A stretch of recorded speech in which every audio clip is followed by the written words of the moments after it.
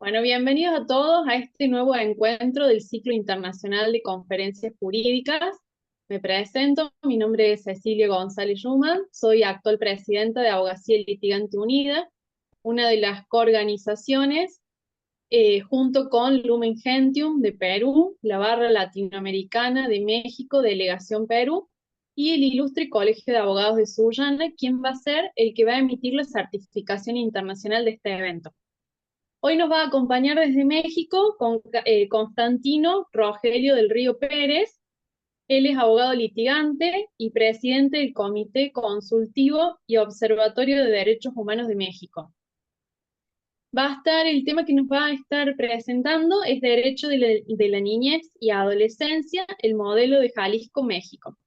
Bienvenido, Constantino, te cedo la palabra. Gracias, Cecilia.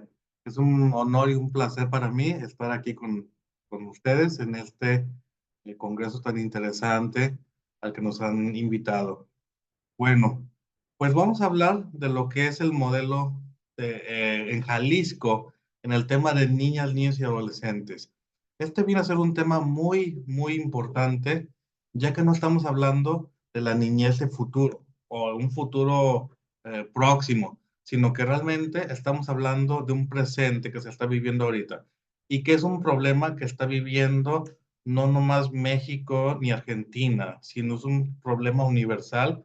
Estamos viendo que que las niñas, los niños y los adolescentes son víctimas de abuso sexual, de maltrato infantil, de privación de la vida, de la libertad, entre otros.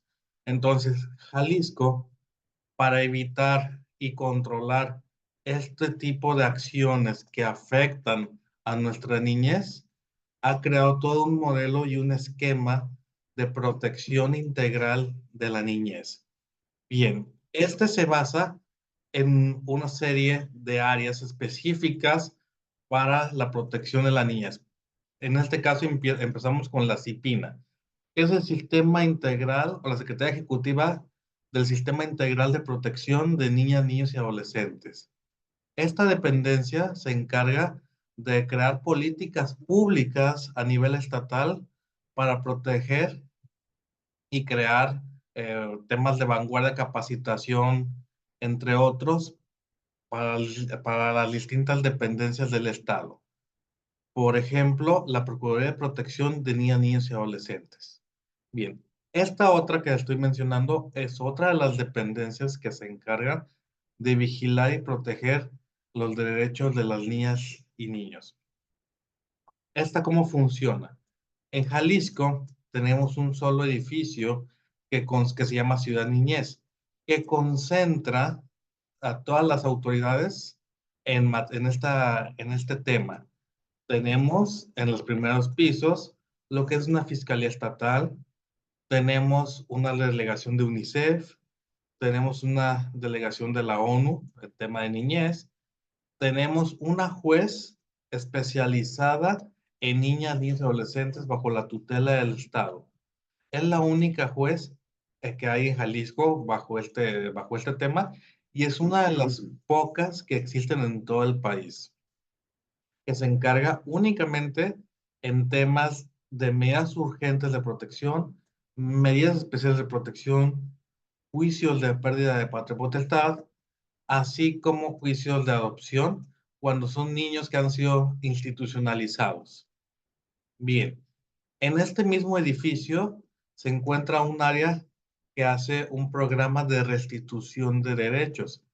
Esto es algo muy importante, porque cuando una niña, un niño, un adolescente se encuentra en situación de calle o ha sido víctima de un delito que es remitido por la fiscalía a las instalaciones de Ciudad Niñez, inmediatamente se establece cómo va a ser la mecánica para restituir a este niño en sus derechos. Estamos hablando en escuela, estamos hablando si no tiene un nombre, porque nos llega a pasar de que hay niños que ni siquiera han sido registrados. Entonces, inmediatamente se le expide un acta de nacimiento con su nombre, con los apellidos de sus familiares en el caso de que exista. En temas de salud, se le hace una revisión inmediata para ver si tiene algún tipo de problema de salud y empezar con algún tipo de tratamiento. Por ejemplo, hay muchos niños que llegan recién nacidos con mamás que son que consumen drogas, entonces vienen los niños con síndrome bueno, vienen con el tema de la ansiedad y el síndrome de abstinencia. Entonces, en este caso, la autoridad inmediatamente empieza con un tratamiento. Bien, también se les otorga ropa, vestido, alimentación de forma inmediata, a efecto de que no se sigan vulnerando más los daños que ya por sí ya está resintiendo el menor de edad.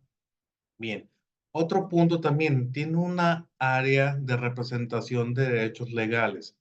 Por ejemplo, para el caso de una tutela, el caso de entregar en familia de acogida o en acogimiento familiar a este menor de edad. También se tiene una área para el trámite de los juicios de adopción. Bien, dentro de esto también se llevan a cabo ahí las capacitaciones para que las familias que tengan el deseo de adoptar o de tener a un joven en acogimiento se puedan certificar en tales áreas mediante un curso que es ágil. Sin embargo, se hace una investigación exhaustiva, tanto de que las personas tengan los medios legales como la solvencia moral y social para poder llevar a cabo estos procedimientos, ya sean de adopción o bien de acogimiento. Bien, posteriormente existe un otro piso que se encarga del área de vinculación con organizaciones de la sociedad civil y los centros de asistencia social, casas hogar, albergues y los distintos tipos que existen en el estado. Ya que hay algunos que son, digamos, tradicionales, otros que reciben a jóvenes con algún tipo de salud, con alguna discapacidad, o, ah, por ejemplo, de jóvenes con conflicto con la ley también, etcétera. Los diferentes modelos que existen. Y ya como último piso tenemos a una procuradora estatal que es la que se encarga de coordinar todas estas acciones. Actualmente en Jalisco es la licenciada María de Lourdes Sepúlveda Huerta, que es la actual procuradora de protección de niñas, niños y adolescentes y quien ha desempeñado un trabajo verdaderamente loable y que se le reconoce a nivel nacional por poner a Jalisco como un claro estado referente en el tema de la cultura de protección de niños y adolescentes. Bien, ahora se intenta replicar en cada uno de los municipios, por aquí, por ejemplo, lo llamaríamos provincias en Argentina. En cada una de estas provincias se tiene un delegado especial de la Procuraduría de Protección de Niñas, Niños y Adolescentes, con las mismas funciones, y que se trata de que de forma, aunque más limitada, pero se tengan áreas muy específicas como el área de psicología, trabajo social y representación jurídica en cada una de las delegaciones para poder así garantizar los derechos de las niñas, niños y adolescentes. Ahora, bajo este mismo principio, se ha abierto mucho la apertura a las organizaciones de la sociedad civil, con el fin de erradicar el tema de la corrupción y los malos manejos que han existido en otras épocas. Se ha dado la intromisión o la participación de las organizaciones de la sociedad civil de forma de participación ciudadana, para que sean escuchadas en las decisiones que se van a tomar en este tipo de acciones. Te pongo como ejemplo, tu servidor que preside el Comité Consultivo y Observatorio en Derechos Humanos. Soy miembro del Consejo Consultivo para la implementación del Sistema Integral de Protección de Niñas, Niños y Adolescentes del Estado.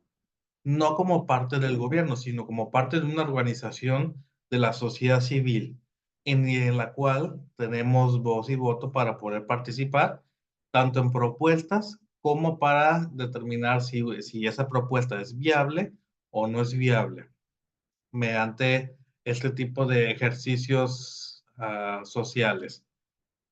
Ahora, bajo este mismo esquema, también se ha abierto el tema de la transparencia. Estas dependencias tienen un módulo de, de acceso a la información y transparencia mediante el cual cualquier persona puede solicitar datos y la autoridad está obligada a darle contestación y respuesta a cada una de las solicitudes, siempre y cuando estas, desde luego, no tengan que ver con datos personales de los menores o que pongan en riesgo el, la protección que se les debe de brindar. Y bien, si bien no hemos podido eliminar el, el daño que se les está generando a las niñas y a los niños, sí lo hemos logrado frenar en un buen porcentaje.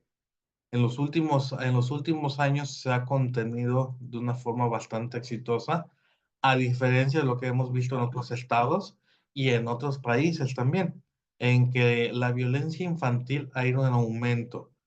Ahora también estamos trabajando como sociedad civil en el tema, por ejemplo, de la mediación escolar, para evitar temas de bullying, para evitar temas de maltrato infantil, eh, también problemas entre profesores y alumnos, o bien también temas como, ah, mm, bueno, este último que se ha venido dando, también se ha dado mucho el tema del suicidio en los jóvenes. Entonces, para poder tener una intervención social y psicológica a tiempo, a efecto de evitar que puedan hacerse daño o que puedan hacer daños a sus compañeros o a terceros. Asimismo, para detectar cuando están siendo víctimas de abuso infantil, de maltrato infantil, o que se viene que se viene a dar también mucho en los hogares de cada uno de estos jóvenes. Entonces, esto ha sido parte de lo que hemos conformado como un sistema integral, tanto autoridades como sociedad civil, así como centros educativos, centros de salud pública, en que también hemos estado dando capacitación a los servidores públicos, hemos estado dando capacitación a los médicos, a los agentes del Ministerio Público y sobre todo en el tema de la prevención también. Hemos hecho mucho hincapié en que los delitos deben de prevenirse antes de que estén sucediendo o evitar que sigan continuando. Por ejemplo, en hospitales, les hemos dicho, cuando existan temas de menores de edad, debe tener sí o sí intervención el Ministerio Público de forma inmediata y este tiene que a su vez hacer un reporte a la Procuraduría de Protección de Niños y Adolescentes. Y así han sido varios pasos que lamentablemente por lo corto del tiempo que tenemos en esta ocasión, sería muy difícil narrarlo, pero que verdaderamente ha sido un orgullo en Jalisco que se ha podido desarrollar estos mecanismos y estos mecanismos para poder proteger los derechos de las niñas, niños y adolescentes y que sabemos que nos falta mucho, pero estamos dando pasos hacia lo que debe ser el futuro de la sociedad en México. Por mi parte, sería todo, licenciada Cecilia. Bueno, muchísimas gracias, muy interesante la ponencia y me quedé un poco pensando en lo que estabas hablando recién, el tema de la mediación en los colegios, qué importante que es desde un principio, desde temprana edad, ya se acostumbre a hacer estas nuevas formas de mediación para que los niños ya puedan resolver los conflictos de otra manera distinta y por ahí no tanto.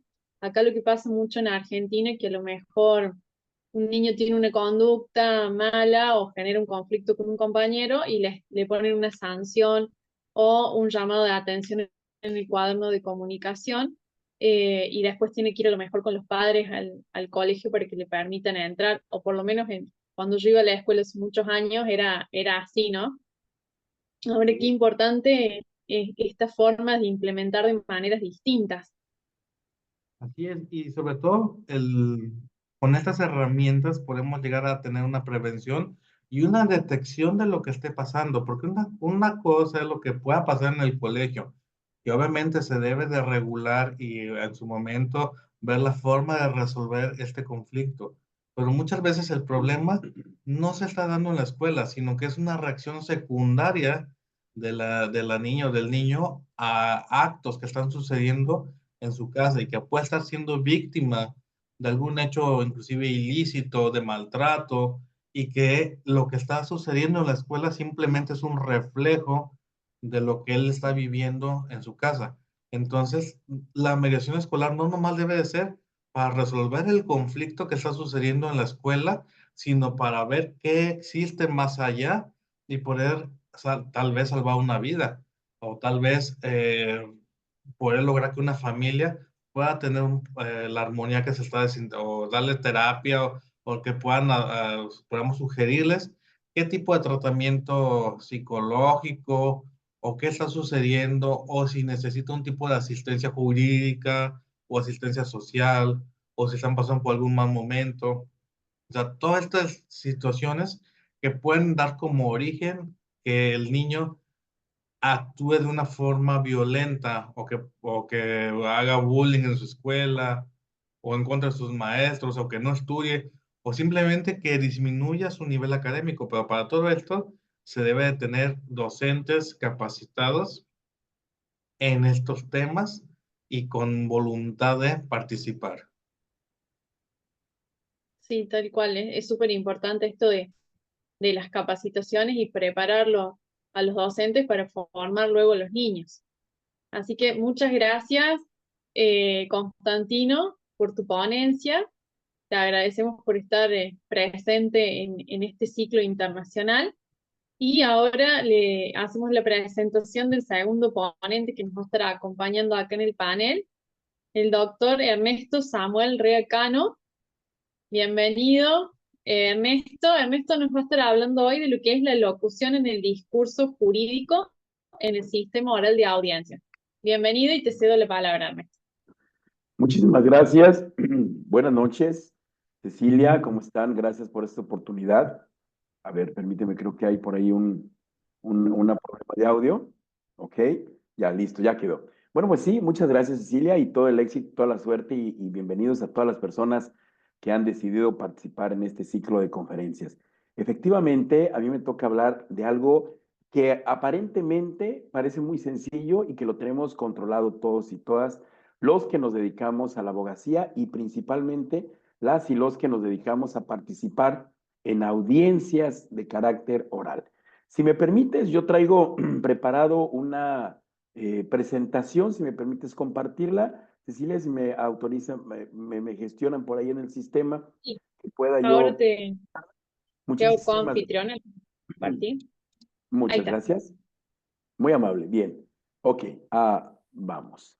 Entonces, les comentaba yo, aparentemente es algo que todos y todas ya sabemos. ¿Por qué? Porque sabemos comunicarnos, porque creemos que sabemos comunicarnos. Y al comunicarnos, bueno, tenemos la idea de que nos entienden. Y quiero empezar con esa pregunta. ¿Realmente estamos seguros que nos entienden lo que nosotros decimos? Ahora, yo pregunto, ¿qué tan importante es lo que nosotros decimos en audiencias? ¿Se han puesto a pensar, por ejemplo, los abogados defensores, los asesores jurídicos, los fiscales, el propio juez? ¿Realmente nos entienden los demás? Los que están participando en la sala, ¿entienden lo que decimos? O quiero formarlo de esta manera. Alguien dirá, bueno, sí lo entiendo porque está hablando en español. Correcto. ¿Llega el mensaje que queremos proyectar? Entonces, de ahí la importancia de la locución. Y ojo, no es oratoria, es locución en el discurso. ¿Cuáles son esos discursos? Bueno, esos discursos que, insisto, la defensa, el fiscal, el asesor jurídico, incluso hasta el juez, bueno, principalmente las partes que están en disputa, ¿no? Lo que es la fiscalía, el Ministerio Público y la defensa, y con la intención, y que decimos con la intención de que el juez nos haga caso a nosotros, porque al final de cuentas, es un litigio, es una lucha porque el juez primero te ponga atención, segundo te crea, tercero haga lo que tú necesites que haga independientemente de qué lado estás. Entonces, ojo, vamos a hablar de la locución en el discurso jurídico, en donde en las audiencias, pues de este sistema de audiencias. Y quiero iniciar así rapidito nomás comentándoles, vuelvo a insistir, hay que poner mucha atención porque queremos que la locución solamente es para los que trabajan en la radio y no los locutores, no. ¿Qué es la locución? La locución es que a través del habla no solamente hablemos, sino ¿qué pasa, vuelvo a insistir, cuando escuchamos a un locutor de radio? Con la pura palabra nos hace imaginar, nos hace recordar, nos transmite ideas, expresa, es decir, y no lo vemos. Entonces, ¿se imaginan?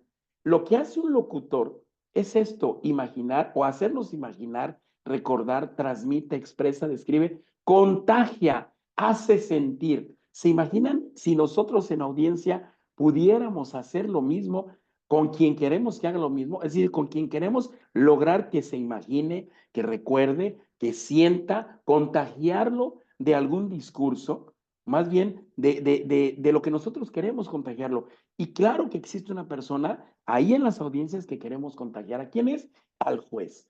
Entonces, es bien importante que los y las abogadas trabajen este discurso. Es decir, no solamente vayan a las audiencias, preparen un speech o preparen un mensaje que muchas de las ocasiones lo escribimos o lo escriben y lo leen. No. Entonces, ¿dónde está la locución? ¿Dónde está el provocar a través de la palabra esa imaginación, ese recuerdo, ese transmitir emociones, expresar, describir y contagiar al juez y aparte hacerlo sentir? ¿Para qué? Para lograr lo que nosotros queremos.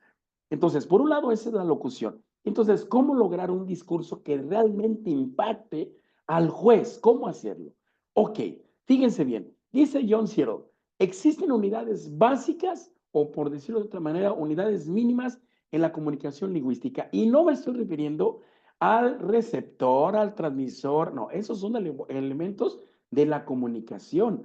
Pero hay unidades todavía más básicas que nosotros al expresar cualquier cosa tenemos que ser conscientes de ellas, tomarlas en cuenta, vuelvo a insistir, ¿para qué? Para lograr que el juez sienta lo que nosotros queremos que siente, contagiarlo de lo que nosotros lo queremos contagiar, expresarle, transmitirle, que éste recuerde, que éste se imagine.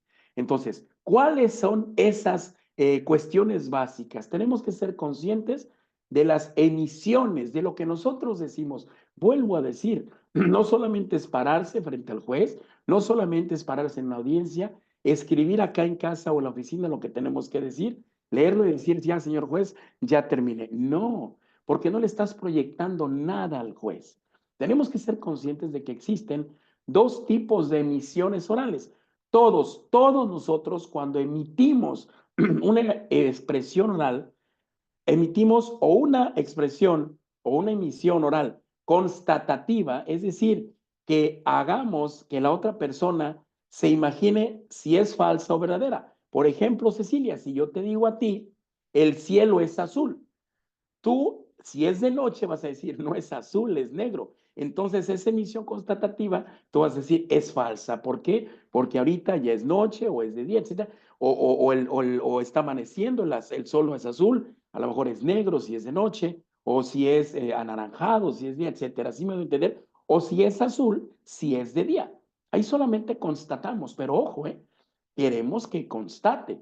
Pero luego viene algo que es a lo que me quiero referir el día de hoy. Son las emisiones realizativas, es decir, con las cuales no solamente describimos al mundo, sino nosotros mismos llevamos a cabo acciones. Alguien dirá, ¿cómo es posible que con emisiones nosotros actuemos? Sí, ahorita les voy a demostrar. Es decir, hacemos cosas con las palabras. ¿Cuáles cosas? Pues esas, hacer que las personas se imaginen, recuerden, expresamos, transmitimos, describimos, contagiamos, se contagia a la otra persona y hacemos sentir.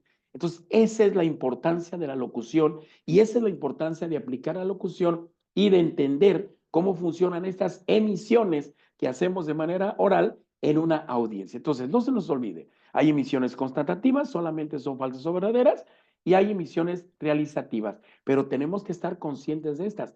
¿Qué queremos hacer o lograr en el juez? Que diga, es falso o es verdadero, o que se imagine, que no nomás diga, no es cierto, sí es cierto, no, sino que se imagine lo que nosotros le estamos tratando de que se imagine, de que sienta, etcétera, etcétera. Es decir, tenemos que estar conscientes que no solamente es decir, sino decir y lograr que se hagan las cosas. Y entonces, en estas emisiones, dice John Lanshaw, que existen actos del habla. Si nosotros vamos a actuar hablando, entonces tenemos también que estar conscientes de que existen 3 tipos diferentes de habla, o mejor dicho, de actos de habla. Y estos actos se llevan al mismo tiempo, ¿eh? Al mismo tiempo cuando nosotros expresamos algo, lo que sea, una idea, expresamos un discurso, solicitamos algo al juez, hacemos una solicitud, hacemos una apelación, todo. Fíjense bien, existen actos, una parte de estas emisiones que se le llaman actos locucionarios. Es lo que se dice. Y esa parte la tenemos sencilla. De hecho, los actos locucionarios es la forma en que lo decimos, las palabras, como el sonido. Eso lo aprendemos tomando clases de oratoria. Pero luego vienen los actos ilocucionarios. Es decir, con qué intención lo dices, cuál es tu propósito. Cuando tú pides un permiso, pides un perdón, no solamente lo dices, sino tratas de que lo que digas funcione, ¿cierto? Y lo haces paralelamente. Pero luego no para ahí la cosa, sino que aparte de los actos locucionarios e ilocucionarios, aparte siguen los actos perlocucionarios, es decir, el efecto que realmente provocamos en aquella persona a la que va dirigida el mensaje. Entonces, cuando nosotros hablamos, o mejor dicho, emitimos una emisión oral, emitimos una expresión oral, tiene que estar acompañado de estos 3 actos. Si nos hace falta uno, pues ya no funcionó, que normalmente el que nos hace falta es el ilocucionario y entonces no pega o no da resultados en el acto perlocucionario. Normalmente nos concentramos en los actos locucionarios y veamos cómo funciona. Entonces, fíjense bien, el chiste es realizar emisiones realizativas, no nomás constatativas, es decir, hacer cosas.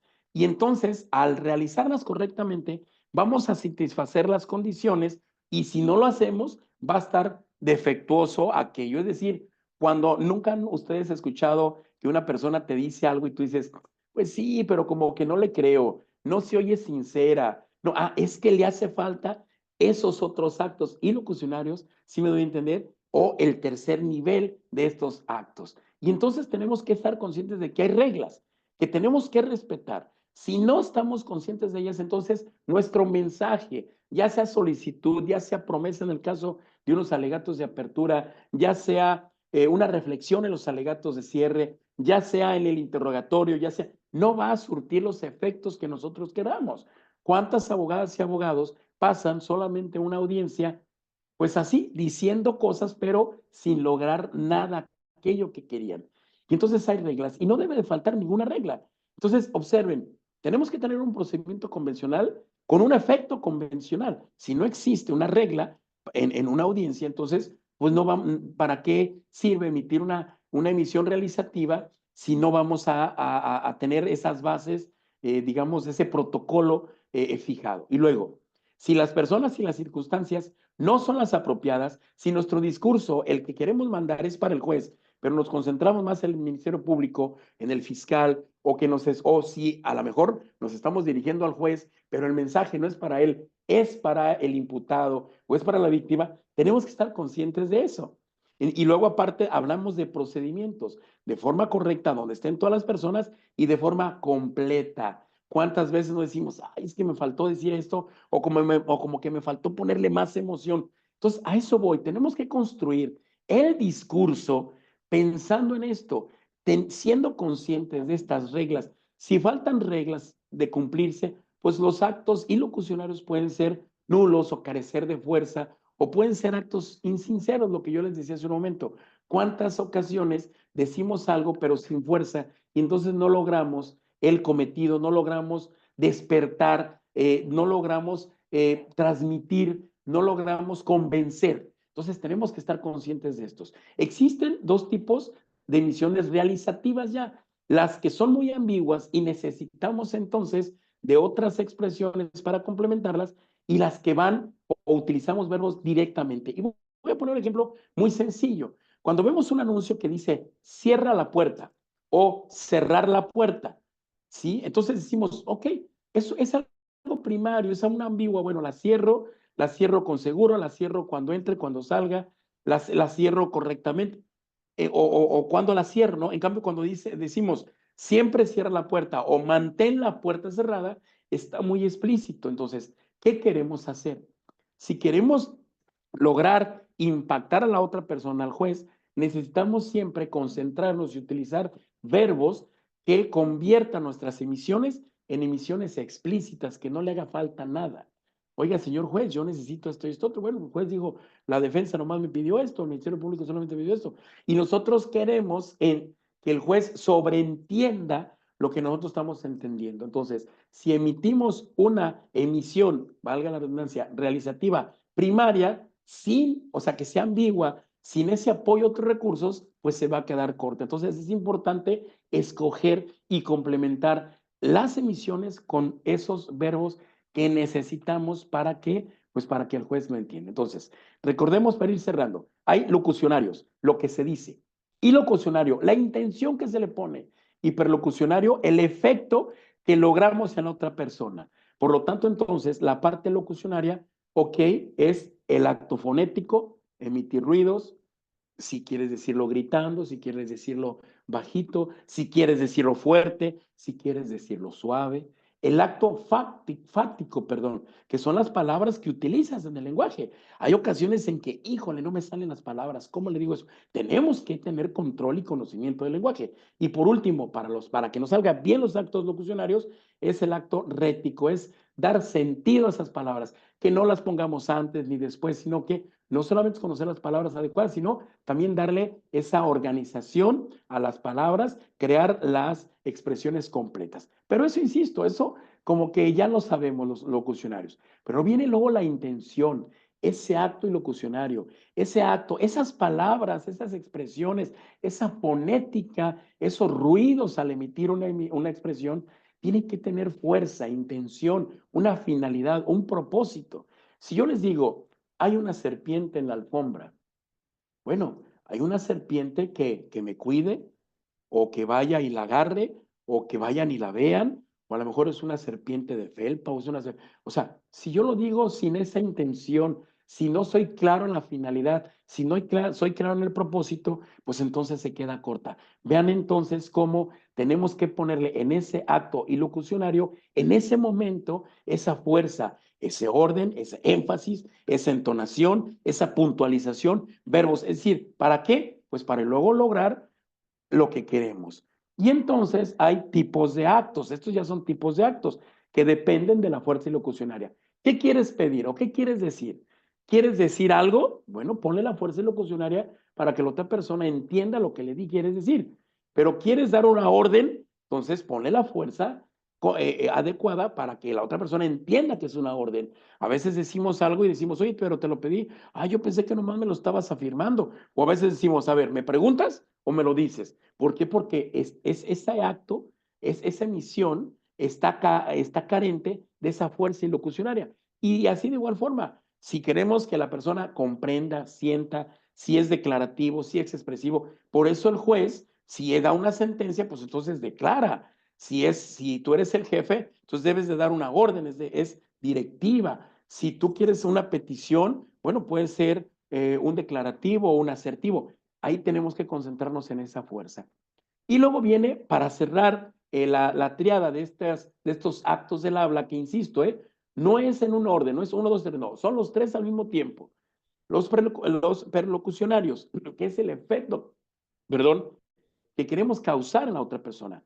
Y entonces esos efectos pueden ser deseados y no deseados. Tener mucho cuidado con los no deseados. A veces nosotros decimos algo y la otra persona entiende otra cosa. ¿Sí me voy a entender? Entonces, ay, es que yo no quise decir esto. No, sí quisiste decir eso, pero lo entendimos mal. Entonces, cuidado con esta parte de los actos perlocucionarios. Ejemplo, muy rapidito, los alegatos de apertura. En los alegatos de apertura, ¿qué decimos? Ah, ahí tenemos que prometer algo. La intención, el objetivo de los actos, perdón, de los alegatos de apertura es que el juez entienda lo que va a venir.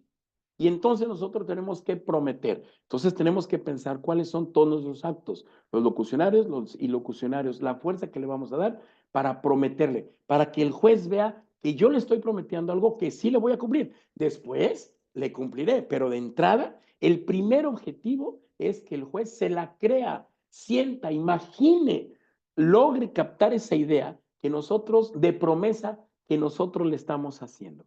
Entonces, ¿qué condiciones tenemos que tener? Bueno, que esas condiciones sean materiales y que tengan la base material, que nos escuchemos bien, con claridad. ¿Se acuerdan de los actos locucionarios? Expresar lo que se quiere, ejecutar los actos ilocucionarios. Se debe prometer hacia el futuro lo que queremos lograr que capte el juez. Entonces viene el acto perlocucionario. Y entonces, al prometer, va dirigido una promesa que no sea tan obvio lo que vamos a hacer, pero que sí se entienda, que sí la capte, que la esté esperando. Es como cuando te prometen llevarte a algún lugar, estás esperando, te la creíste, ya deseas que venga. Eso es lo que queremos lograr. Intención de que se va a cumplir lo que se prometió, asumir la obligación, que no cuántas veces te dicen, insisto, sí, vamos a ir a tal lado, yo te voy a dar esto, pero no sentimos convencida la parte. Hay ocasiones, insisto, en que la parte llora, la parte grita, la parte se vuelve violenta, pero le hace falta esto, le hace falta algo. ¿Por qué? Porque no es consciente, no somos conscientes al decir las cosas de estos tres. No son niveles, son partes o elementos de cualquier emisión. Entonces, tenemos que ser conscientes de cómo lo decimos, cuál es la intención en base a lo que queremos lograr y, por último, cuál es ese sentimiento, cuál es esa reacción que logramos en las demás personas. Entonces, como conclusión, o la persona que queremos llegarle, como conclusión, en unos alegatos de apertura, en este ejemplo, lo importante es prometer cómo voy a hacer que la otra persona realmente entienda que le acabo de prometer algo. Después cumpliré, será otro acto, o otra forma de hacer las cosas y de decirlas. Pero lo primero es que se crea mi promesa. Entonces, condiciones preparatorias. Ser posible, deseable para la persona, para la que lo escuche. O sea, el juez tiene que decir, a ver si es cierto, a ver, quiero verlo. Ya me interesa que me lo demuestres. Las condiciones de sinceridad. ¿Cómo proyectas sinceridad? ¿Cómo proyectas alguna promesa? ¿Cómo proyectas esa promesa, ese compromiso que tú estás teniendo? Y la condición esencial, pues, lograr que el oyente se lleve esa promesa. Entonces, observemos, no son niveles. Todas las emisiones, espero se entienda, tiene que tener actos precisamente como iniciales, como hablar lo que habíamos dicho, actos locucionarios, la forma, el cómo lo vamos a decir, y luego actos ilocucionarios, la intención, el propósito, y por último, precisamente los actos perlocucionarios, lograr el efecto que quisimos lograr o que queremos lograr o que realmente nos interesa lograr en la persona. Entonces, si queremos nosotros ser buenos locutores, insisto, alguien dirá, no que soy locutor, que soy abogado. Sí, pero hablando de transmitir, de hacer sentir, de que el juez llegue tu promesa, llegue lo que haya solicitado, llegue, y se convence el juez de que este abogado, ya sea defensa, Ministerio Público, asesor jurídico, etcétera, realmente necesita, quiere, se convenza de lo que le estamos pidiendo. Entonces tenemos que ser conscientes precisamente de estos actos del habla. Y bueno, pues esperemos que esta pequeña charla les haya por lo menos guiado en lo que se quiere de la importancia de la locución en el discurso jurídico, en el sistema oral de audiencias.